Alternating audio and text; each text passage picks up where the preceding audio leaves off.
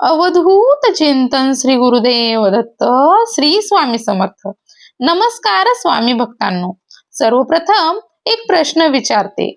तुम्ही स्वामींसमोर रडत रडत प्रार्थना केली आहे, खूप भक्तिभावाने प्रार्थना केली आहे, पण मनात कधी असा विचार आला आहे का, स्वामी माझं ऐकत आहेत का, की माझी प्रार्थना अजूनही अपूर्णच आहे? जर तुम्हाला देखील हा प्रश्न सतावत असेल तर पुढच्या काही मिनिटांमध्ये मी तुम्हाला अशी 7 संकेत सांगणार आहेत, जी अनेक भक्तांच्या अनुभवानुसार दर्शवतात की स्वामींची कृपा तुमच्यावर सुरू झाली आहे की नाही. आणि यातील शेवटचा संकेत ऐकून तर तुमच्या डोळ्यात देखील पाणी येईल. चला तर मग विषयाला सुरुवात करूया. स्वामी भक्तांनो, जेव्हा एखादं लहान मूल आईला हाक मारतं तेव्हा आईला त्या हाकेचा आवाज ऐकू जातो. तसंच जेव्हा भक्त मनापासून स्वामींना हाक मारतो तेव्हा ती हाक वाया जात नाही. पण अनेकदा आपण अपेक्षा करतो की प्रार्थना केली आणि लगेच चमत्कार घडला पाहिजे, लगेच समस्या दूर झाली पाहिजे. परंतु स्वामींची कृपा नेहमी आपल्या अपेक्षेप्रमाणे कार्य करेलच असं नाही. ती आपल्या हिताप्रमाणे कार्य करत असते.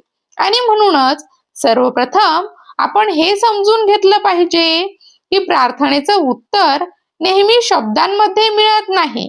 कधी ते अनुभवातून मिळतं, कधी एखाद्या व्यक्तीद्वारे मिळतं, कधी एखाद्या विचाराद्वारे मिळतं, आणि कधी आपल्या मनात निर्माण झालेल्या शांततेद्वारे देखील मिळतं. त्यामध्ये पहिला संकेत पहा. मन अचानक शांत होऊ लागतं. तुमची परिस्थिती तशीच असते, समस्या तशीच असते, पण मनातील घबरटपणा कमी होऊ लागतो. आतून कुठेतरी वाटायला लागतं, स्वामी आहेत, काहीतरी चांगलं होईल. ही भावना अनेक भक्तांनी अनुभवलेली आहे, कारण कृपेचा पहिला स्पर्श अनेकदा मनालाच होतो. दुसरा संकेत, नकारात्मक विचारांची तीव्रता कमी होते. पूर्वी ज्या गोष्टीचा सतत विचार येत होता त्याच गोष्टींचा ताण हळूहळू कमी होऊ लागतो. राग, भीती, अस्वस्थता यांची पकड सैल व्हायला लागते.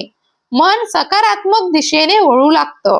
तिसरा संकेत, योग्य व्यक्ती किंवा योग्य मार्ग अचानक समोर येतो. कधी एखादी व्यक्ती अचानक मदतीला येते, कधी एखादं वाक्य ऐकायला मिळतं, कधी एखादा मार्ग दिसतो जो आधी दिसतच नव्हता. हे चमत्कार नसले तरी अनेक भक्त याला स्वामींचं मार्गदर्शन देखील मानतात. चौथा संकेत, नामस्मरणाची ओढ वाढते. पूर्वी वेळ मिळाला तर नाम घेत होतो, पण आता स्वतःहून स्वामींचं नाव आठवू लागतं. मंदिरात जावंसं वाटतं, आरती ऐकावीशी वाटते, स्वामींच्या कथा वाचाव्याशा वाटतात. ही ओढ श्रद्धा अधिक गहिरी होत असल्याचं लक्षण देखील असू शकतं. पाचवा संकेत, संकटात देखील आशा जिवंत राहते. स्वामी भक्तांनो, जेव्हा प्रार्थना ही मनापासून केली जाते तेव्हा परिस्थिती बदलण्याआधी माणूस बदलू लागतो.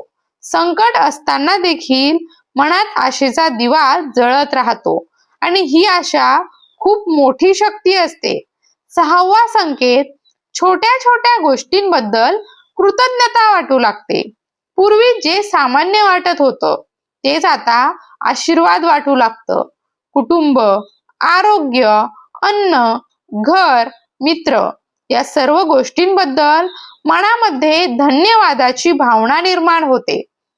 सातवा संकेत, उत्तर अपेक्षेपेक्षा वेगळ्या रूपात मिळतं. अनेकदा आपण स्वामींकडे एक गोष्ट मागतो, पण मिळतं काहीतरी वेगळंच. काही काळानंतर लक्षात येतं की जे मिळालं तेच खरं आपल्या हिताचं होतं. म्हणून कधी कधी उत्तर हो मध्ये नसतं, तर थोडी वाट पहा मध्ये असतं. स्वामी भक्तांनो, प्रार्थना म्हणजे फक्त काही शब्द नाहीत. प्रार्थना म्हणजे श्रद्धा, समर्पण आणि विश्वास.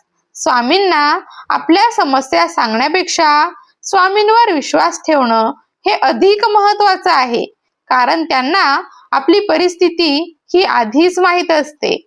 आपण फक्त मनापासून त्यांना हाक मारायची आणि मग संयम ठेवायचा. लक्षात ठेवा, प्रार्थना केल्यानंतर लगेच चमत्कार होत नाही. म्हणून प्रार्थना केली आणि चमत्कार झाला नाही म्हणून प्रार्थना वाया गेली असं कधीही होत नाही. कधी कधी स्वामी उत्तर देत असतात, पण आपण ते ओळखत नसतो. म्हणून श्रद्धा ठेवा, नामस्मरण करत राहा आणि मनात कायम एकच भावना ठेवा, भिवू नकोस, मी तुझ्या पाठीशी आहे. जर तुम्ही खरे स्वामी भक्त असाल तर कमेंटमध्ये नक्की लिहा, श्री स्वामी समर्थ.